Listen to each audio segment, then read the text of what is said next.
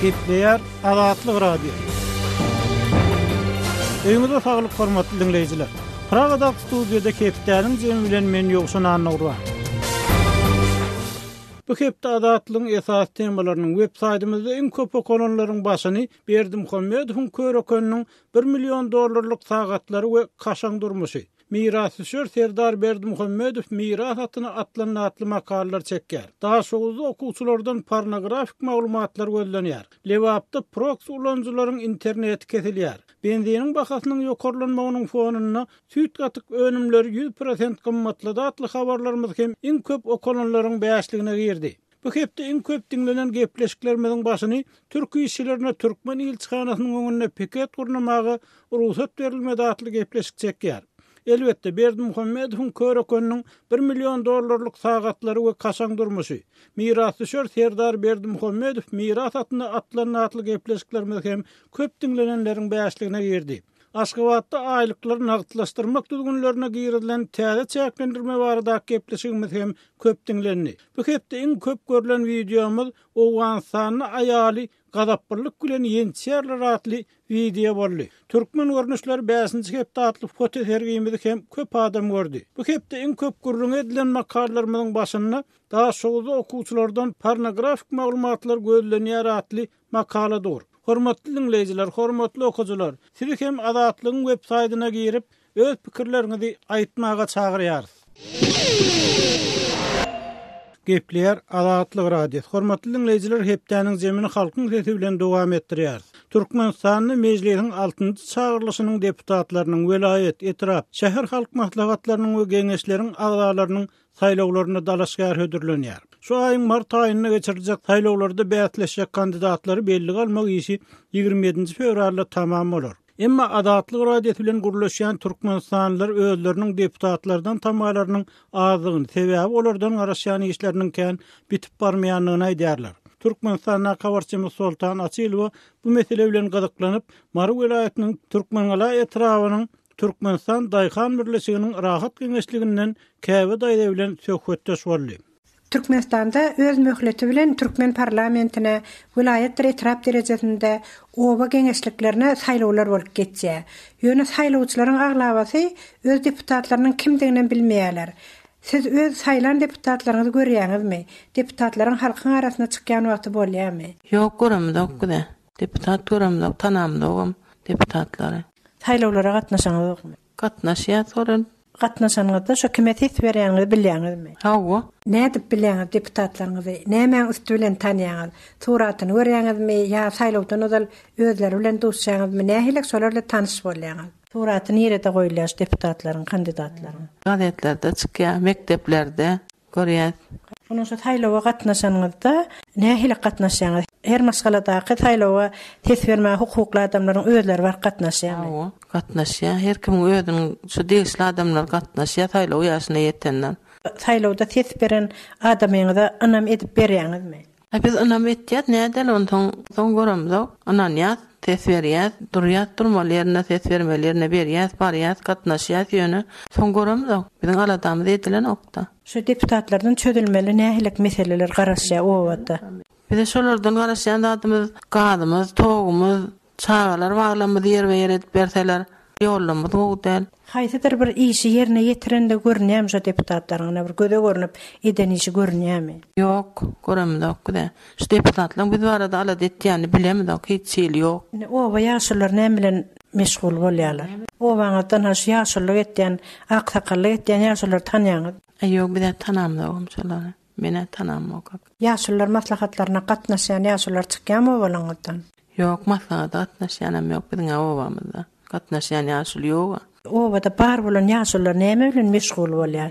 Ýaşyllardan şu maslahat soralan ok hiçli biziň ýolbaşçylarymyň içinde. Ýolbaşçylarymyz öz başda işleýär. Ýaşyllarymyzda da salat alýan zat ýok. Owalardan uly bir owadan bir ýaşyly ýanky öňe sürilmeýän bolsa şu maslahatlara gatnaşmak üçin şu maslahatlaryň maksady näme diýip düşünýäňiz? Şolaryň şu ýaşylar maslahatynyň geregi bar diýip düşünýäňmi? Şu ýaşylar maslahaty hemmelik gerek bol hökmany. Biziň owamyzdan şolar ýaşylardan saýlap alsalar, olaryň biziň hal ýagdaýlarymyzy aýtsa, gowur çok däwdem. Ýaşylarymyza maçyk öňe sürseler, meselelerimiz çözülse, ýaşullamada talatalar, biziňe meselemiz çözüler bolan, biziň obamyzda hiç ýaşullaryň bir öňe süren oklar da. Hormatly dinleyijiler, Türkmen galaly Käbe daýda bilen söhbetdeşligimizi dinlediňiz. Gepleýär Azatlyk radiosu. Hormatly dinleyijiler, hepdeniň jemini ýaz Amanmurat Bugaýew bilen söhbetdeşlik esasynda dowam etdirýär. Amanmurat ma'lum bolýaly, Magtum Gulynyň Aşgabatdaky ýadygarlygynyň ahyry göçüriljekdigi, täze ýadygarlygyň ýetişip barýanlygy hakynda maglumatlar çykýar türkmen mediýasynda umumyň bu barada prezident tarapyndan tawsyrk berilýär. Soňky bir wagtda da Magtum Gulynyň öňkü Ayhan Hajiýew döwründe döredilen şekilinden selleli Magtum Gulyny geçilýänligi indi belli bolýar. Siz umumyň bu ýagdaý barada nähil garaýşda, nähil pikirde türkmen jemgyýetçiliginde nähil pikirler bar? Şo Ayhan Hajiýewiň kabul edilen Magtum Guly şekili dogrudan menni şo selleli Magtum Gulyna geçirilmelimi? Bu ýerde nähili aradylaşyp bolýan zatlar bar, aradylaşmaly däl zatlar bar. Yoşan olary bilen näşe Magtum Gulynyň kanonik portretini döretleň bolur bir kyle amal edilen işlerligini aýtmak gerek. Türkmenistan'da Magtum Gulynyň kanonik portretini döretmek bäsleşigi konkursu 1947-nji ýylda elan edilipdir. Şondan ta Magtum Gulynyň dogulanynyň 225 ýyllygyna çelip 14 ýylyň dowamyna dürli derejede sergiler geçirilipdir. Çekilen suratlar 14 ýylyň dowamyna sezdirip, paýlanyp, inhonunda Magtum Gulynyň kanonik portreti Nurita Döwlet Komissiýasy tarapyndan kabul edilen portret üstüne de Türkmenistanyň şol wagtga atlandyrylýan meclisiniň, ýani Türkmenistan eseriniň ýokary sewetiniň prezidiumynyň karary bilen tasdiklenen portret. O portreti ýetmeklik bir kanon portretler wagtyndaky dünýä meşhurlygyna kabul edilen kaza kanunlaryň da üstüne gumsurlygyna, şonuň äsgermeligine şaýatlyk edýän ýagdaý. Indi kanon portreti ýetmekle gatnaşan hudojnikler hakynda eger belli adamyň gurrun etmeli bolsa Harap Babaýew hatdy, hudojnik hakynda. Eger şu adamlaryň Magtum Gulynyň portretini täze şokladyň hatyrasyna, özlerine geljek girdejiniň hatyrasyna Magtum Gulynyň portretini ýetmekleri edilen özüniň şahsy pikirini şu şahsy pikirde Türkmenistanyň düşünjeli intelligentsi wakillerini köpüsi oşulýarlar. Şol adamlaryň Magtum Gulynyň portretini ýetmekle, heykelini ýetmekle gatnaşan adamlaryň, hudojniklaryň hudojniklygyna, şolaryň sunwada adam bunu şükle görýär. Eger hudojnik heykel taraş özünden öňkü mektebi aýamaýan bolsa, öňkü mektebi goramaýan bolsa, men diýerde Ayhan Hajiýew çeken suratyny hem-de 1970-nji ýylda öňkü Swoboda häzirki Magtum Guly şaýrynyň oturdular. Magtum Gulyň heykelini özüňde tutýan. Diýmek şol adamlaryň sunwada adam belleýän, bular bekliýän adamlar. Biz onu katkan adam ýa-da döwlet siýasatynyň mahabatçylary, ýa-da döwlet siýasatyny gollamagy goňjak adamlaryň bir hereketlerini ýylçynda Magtum Gulyna bolan hormata bir artdyrýar. Ikinciden şu Magtum Gulyny baýda edilip özlerine karşı şoklat gözleýärleriň de kimdiginiň yüzünün perdesine korkuyor. Juda gelişikliği meni angruzur akıl huşiyerine adam bir mantıklı oka hizmet ediyen, kulluk ediyen, düşünmeyen adamdan ehlip tasvir ediyorlar. Amanmurat, inni so Azatlyk radiosu bilen anonim şertde gurulýan intelligensiýa wekilleriniň pikirine görä, elbetde bir taraply prezident köşkü tarapyndan çözülýän mesele şoň üçin hem intelligensiýanyň bir ýerde pikir dinlenenok. Ikinji tarapdan şu intelligentler Azatlyk radiosu bilen anonim ýagdaýda gurulýaşyp şu Magtum Gulynyň häzirki Aşgabatyň merkezindäki köne ýadygarlygynyň, köne heykeliniň şu taýdan aýrylsa da şu bozulman, döwülmän saklanmagynyň möhümdigini aýdýarlar. Siziň pikiriňizçe şeýle mümkinçilik galmyş, täkmetler bolmany şu göçürilýän heykeli bozman, döwülmän saklap bilerlermi? Şunu gazanmak mümkinçiligi barmy häzir? Intelligensiýa şunu urda bir zatlar edip bilermi? Halk bir zatlar edip bilermi? Şol ýadygarlygyň edil ýeke gradusyň hiç täze ýetmekden göçürip bolar.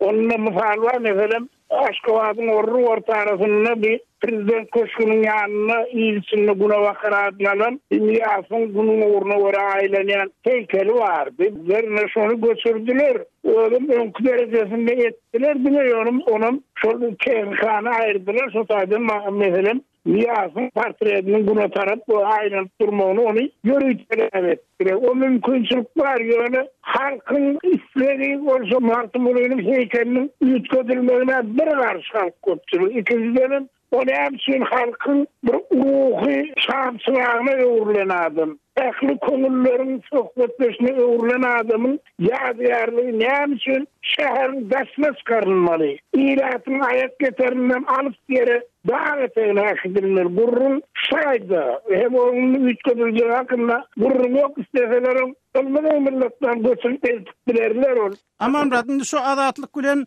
anonim şertte gürleşen yazılar şu Köne Magtymgulynyň heykelinin täze ýere göçürilmejekdigini, o ýerde doğrudan başga täze selleli Magtymgulynyň oturduljakdygyny, muňa şu hölenmegiň peýdasynyň ýokdugyny aýdýarlar. Emma olar şu Magtymgulynyň şu köne häzirki heykeliniň şu dögülmän, pytradylmän, ýok edilmän saklanmagynyň aladasyny edýärler. Ol bir ýapyk jaýda saklansa da diýip soň ýaly arzuwlarynyň bardygyny aýtdylar. Sizin pikirinizçe şu Magtymgulynyň häzir göçürilmegi soň pytradylyp, dögülüp, ýok edilmegini aňladýam ýa bir ýerde saklanybam galyp bilermi bu geljek üçin? Yok, keyle tezriğinden Türkmenistan'la duşamak. O Türkmenistan'la var olan ne kadar yadıyarlıkların önünde olursa da pytradylly, yok edildi. Mesela Magtymgulynyň bir tapar yerde öňşol Ayhan Hacı'nın çeken kanonik portretine layıklıkla oturdulan yadıyarlık heykelleri vardı. Şolorundan bölmanlar 15'inin ağı diyen Aşgabat şehrinde de vardı. Mar'da da, Mar vilayetinde de, Balkan vilayetinde de vardı. Ve şolun hemmedi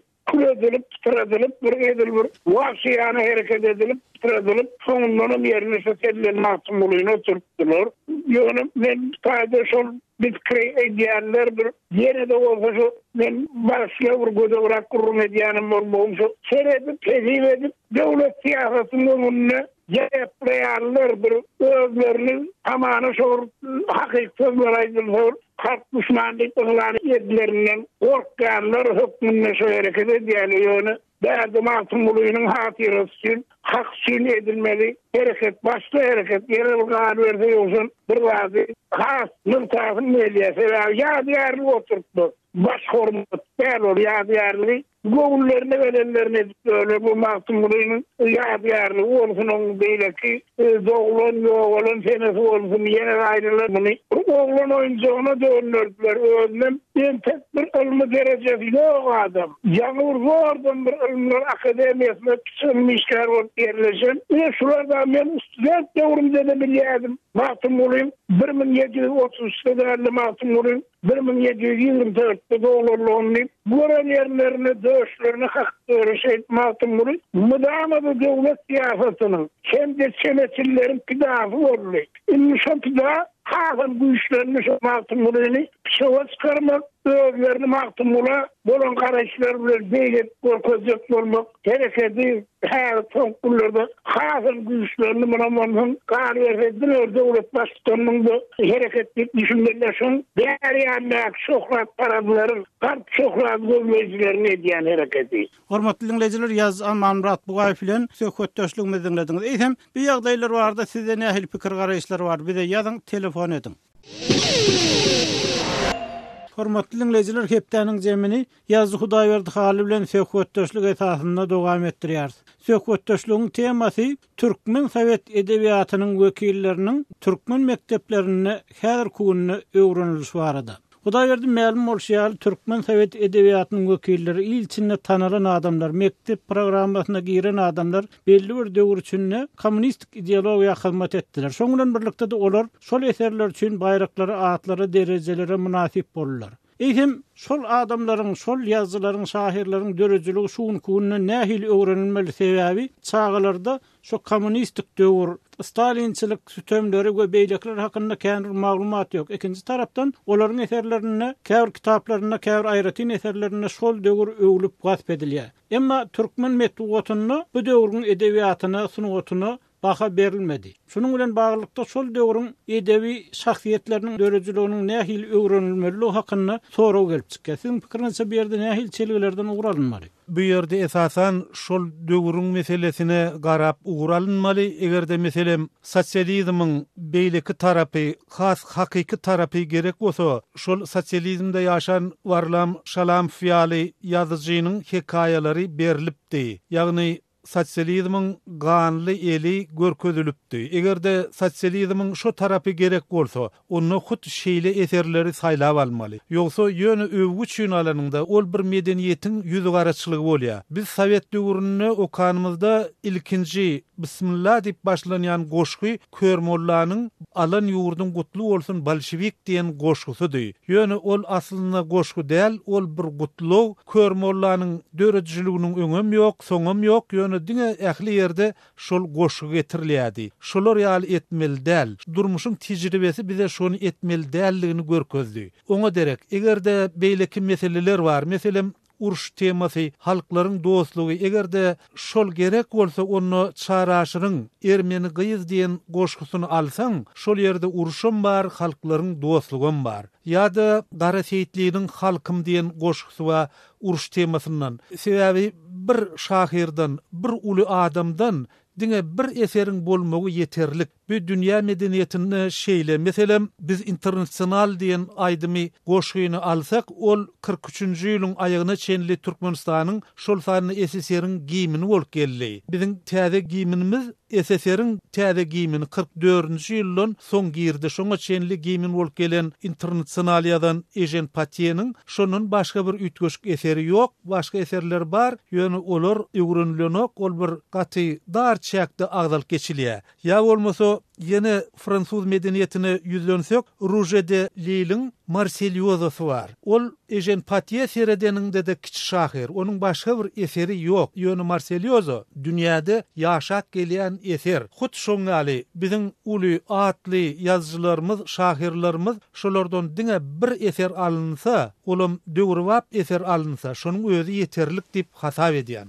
Bu da verdi. Bu mesele şeýle diýelim de. Emma şol adamlaryň eserleri umman kitapxanalarda şo baýlar hakynda, mysal üçin Molla İsanlar hakynda ýazan zatlary şuň kunam saklanyp galýar. Şol döwürde bolsa proletariaty öwmeli, baýlary, mollary, İsanlary, umman erwed adamlary, yaramaz adamlar, geçmişiň ziýanly garnylary edip görkezmeli. Şoňlan birlikde basmaçylyk hereket diýilýän bar. Basmaçylyk hereket diýilýän şol öz mülküni, emlägini, malyny umman öz erkinligini saklamak üçin ataçkan adamlar diýilýär. Şuň kunna şoňlan birlikde olaryň meden bir kanuny işleri bar, nädogry işleri bar elbetde. Ýöne şolar bir taraply görkezildi. Şol eserlerde öňkü Türkmen Sowet edebiýatynyň wekilleri diýilýänleriň eserlerine nädogry görkezildi. Indi şolara nähil baha berilmeli? Sebäbi şu baýlar ýepbeklenýär, morlisan ýepbeklenýär. Bu kun bolsa baý bolmak, umman baýlyk, umman gowda tasaplanýar. Morlisanlar öňe sürilýär, döwletiniň mesjitleri gurmagy kömek edýär, adamyň haja gitmegine kömek edýär. Ne şeýle bir çapranlyk bar. Eger şo okuwçylar, beýlekler, ýaşlar şo eserler okasa olarda bir soraw döremezmi? Ol soraw gurrunsyz dörer. Ýöne Niýazowyň magtumulyny düze düşýärli ýa-da magtumula redaktörlük girzip, onuň halk maslahatyna makully düşýärli el galdyrdyp. Olar ýaly etmek dogry bolmaz. Meselem Berdikerbaýyň aýgıtladym romanyny ýa Hydyr Derýanyň Iqbal roman bolsun, Dogonlar roman bolsun, olary düzetmek gerek däl diýip hasap edýän. Ýol açylsa, mümkinçilik bolsa, hökman täze ýazyjylar dörer, täze şahyrlar dörer. Şu döwür bilen demalýan, döwüre başgaça garayan intelligensiýa ösüp çykar. Şol intelligensiýada şol döwrüň nähili bolandygyny aýdyp biler. Şoň üçin haýsydyr bir taryhy pursat geçeni bilen onuň hakikaty geçmeýär. Meselem Lev Tolstoy Uruş we Parahatçylyk romanyny ýazanna, Lev Tolstoy'un özü Russiýa bilen Fransiýa arasynda gidýän uruş gutorundan bir näçe ýyl soň dünýä inipdi. Ol uruşy ol bilenok, ýöne şol uruş geçenden näçe ýyldan soň şol romanyny döretdi. Dünýä edebiýatynyň bir genji hadinasyna girýär. Şolar ýaly türkmen halkynyň sosializmde başdan geçiren horluklary, milletiň gyrlyşy, açlyk belasy, halk düşmanı dip büyügüne adamların atılıp yok edilmegi, sürgün edilmegi, şol meseleleri bir täze ýazyjy, täze döwrüň intelligensiyasy öňe çykarar dip umyd edýän. Bu da ýerdini Mälim Bolşal Ulumlar Akademiýasy Dikeldirli Türkmenistanyň alymlar we hem Türkmen hökümeti şolary edebiýaty baha bermäge de mümkinçilik döreden okun. Bir ýerde bir senzura wamy ýa-da bir öz akymlaryň zatma adamlar çekinýär şol döwre baha bermäge sebäbi bir döwür öwlen götergülenen deputat bolan ordenli medally bolan ýazgylar şuň kunna bolsa olaryň eserlerini okusaň bir hil gülkünç ýagdaý dörýär. Bu alymyň öz kemçiligi ýa-da dogrudan bir döwlet olary çäklendirme döredýär. Sizin pikirinizçe?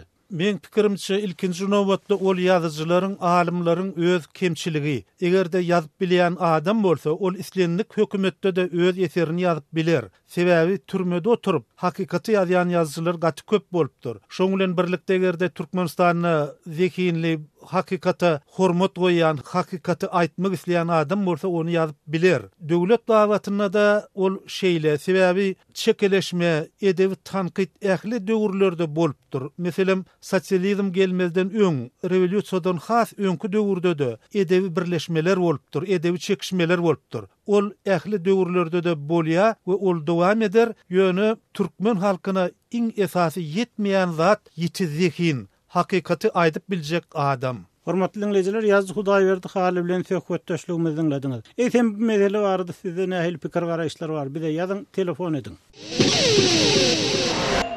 Hepdeniň jemini owan nepterimiz bilen dowam etdirýär. Owan sanly türkmen dilini radio gepleşikleriniň berilip başlananyna oňlar çyl boldy. Bu gepleşikler Owan şahy Daýyrhanyň şalyk eden döwrüne başlandy. Kawullar Kawarsyny Saýmerdan ulumrady bu gepleşikler bardy Owan sanyň milli radiosyna 40 kilo goly işlän Abdurrahman Söhbet bilen söhbetdeş boldy. Men Owan sanyň owlaha telewiziona ýokdy, Owan san radiosy adynda adylýardy Daýyrhanyň wagtynda. 1350-nji ýylyň Mizan aýynyň 10-njysynda türkmen dilinde, özbek dilinde, beluş dilinde başlandy. Men şol başlanandan soň şo ýylyň 7 aýyndan radioda işleşlige başladym.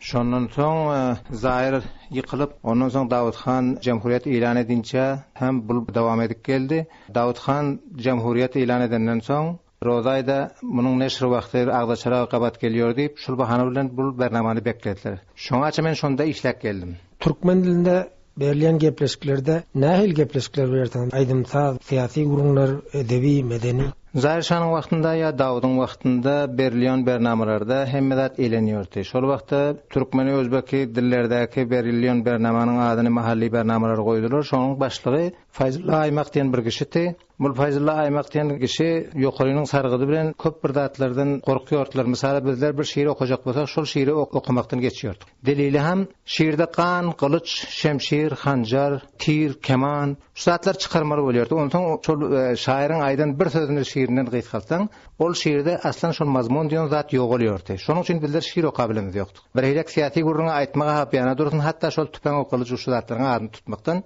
tartynýardyk. Şonçalygam bir sansur bardy, hedden daşardy. Ondan şol milletler gaýta bir zat aýdamasyn, diýamasyň diýilen gurulmaň şol wagtda şol korkular bardy. Zaýir şanyň döwründe başlandy diýdiňiz, demokratiýanyň ýoly goýulan döwri, parlament ortaga gelip şol döwürler bolýar, we meniň pikirimçe şol wagt elan edilen demokrasiýa, berilen azatlyk diýilen gurulmaň bir gepde bolamasa amalda hiç bir adam ýokdy. Men şo taýda neşratda işläp gördüm. Bizlere gaty sansur bardy. Öz ihtiýarymyzda bir gurulmaň aýtmana nememiz ýokdy. Her bir okujak zadymyzy fars diline terjime edip ýokary gözünden geçirýärdik. Ondan soň şoň makul görünen zadyny bizler okuýardyk. Şonuň ýüzünden kıyas edin bizler şo wagtda berýän bernamamyzda näme berýär ekenik? Näçe adam işliyor tansa türkmen dili bölümi? Endi onun sany şo bilen bir 3-4 adam bardyk. Mesela Abdurrahim Oroz bardy, Zaýir Gatybaş diýip biri bardy şol ol başlarda. Şolaryň köpüsiniň de atları men ýadymdan galmandyr, 4-5 türkmen oglanlar bardy. Zerif Nazar, Qurban Nazar, olar soňky gelip işe giren adamlar Hafizulla Oýgun bar. Soň Dawudyň wagtynda näçe ýyl kesildi?